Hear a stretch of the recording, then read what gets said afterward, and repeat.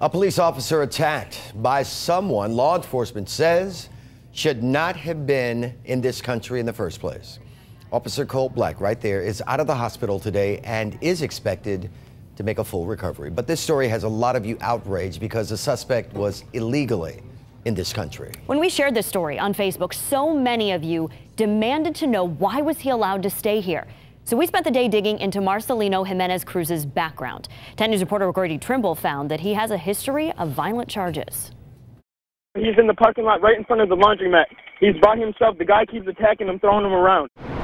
You can hear the urgency in the 911 caller's voice as he watched an enraged man beat up a Lake Wales police officer in this parking lot. Detectives say Officer Colt Black tried to stop Marcelino Jimenez Cruz for riding a bike without a light. The suspect just overpowered him, took him to the ground, just began beating him. When backup got there, they arrested the man, an illegal immigrant. Jimenez Cruz made his first appearance in court Wednesday. This guy needs the e-ticket ride out of this country.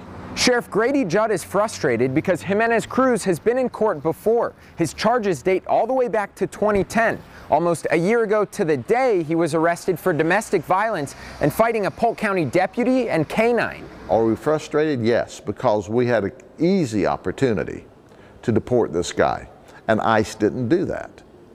We reported them to ICE, and they chose not to. I want to know, why didn't you deport him?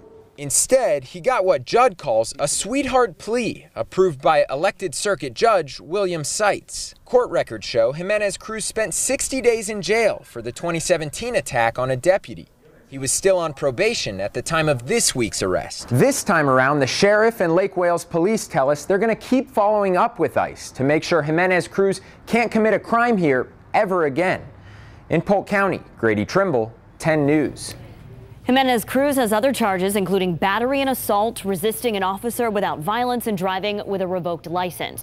We know that probably leaves you with even more questions, so we're working to get you answers. Shannon Valladolid is putting together what she figured out today after looking at court records and talking to the Polk County Sheriff. We'll have that ready for you at 6 o'clock. And before we get to that, you can join the conversation with us right now on our 10 News Facebook page. Just search for 10 News WTSP.